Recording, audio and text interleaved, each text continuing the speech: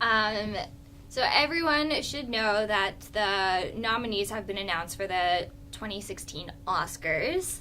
And whoever's read it or learned anything about it, all the nominees are profoundly white. Which has re-sparked the hashtag #OscarsSoWhite. Yay! So yeah, there's countless celebrities that are trying to actually boycott the Oscars. The first that I knew of was Jada Pinkett Smith, because she's like, everything's white, I don't want anything to do with it. Her husband starred in a phenomenal movie. I'm even surprised he wasn't nominated for. But there are even white actors that are speaking out for the boycott, including George Clooney. He even says, like, enough is enough. There's time to have more diverse films and diverse categories. When Halle Berry won the Oscar, I think in 2002, she was the first African-American actress to win Best Actress.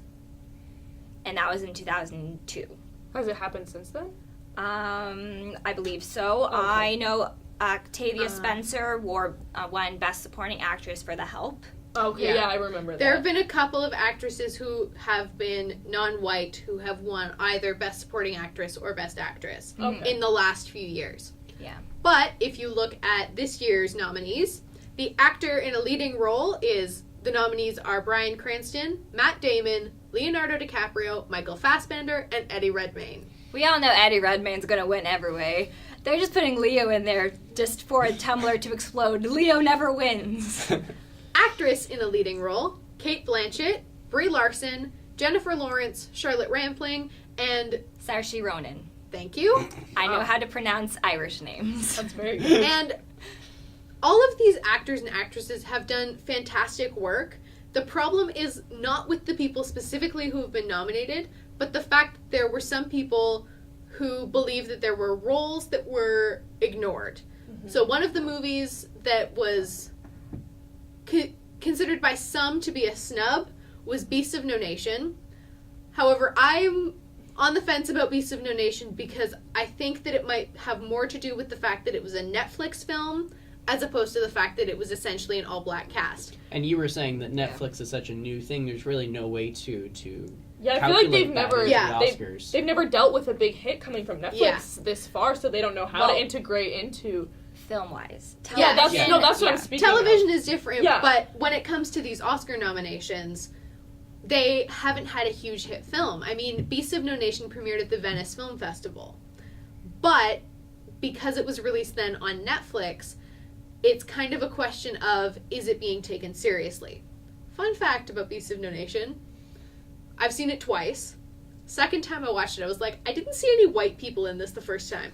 There are 2 white people in the movie. They walk behind them or they're in a car going behind the main actors with, like, cameras.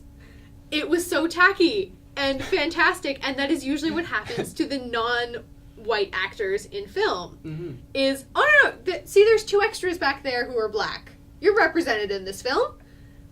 Thank God they did that to the white people. This really is funny. important news because the Oscars are an international performance. They represent movies to not just the U.S., but they represent Hollywood film to a large portion of the world. And pop culture is so important because it represents it's a good way to show how far society has progressed.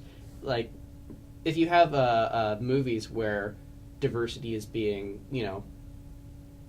where there's a larger cast of diverse characters of sexual orientation or gender or race or whatever, that shows that there's actual change there happening, that people are becoming more accepting. But when the Oscars happen and it's like this, it feels like a step back. Yeah, or it's not not- a step it's back, not- but no steps forward. It's not encouraging, It's Mhm. sort of... I think one of the other problems is the fact that the Academy is so... They're old. Let's be real. Is it they're like old. predominantly like white males? Yes.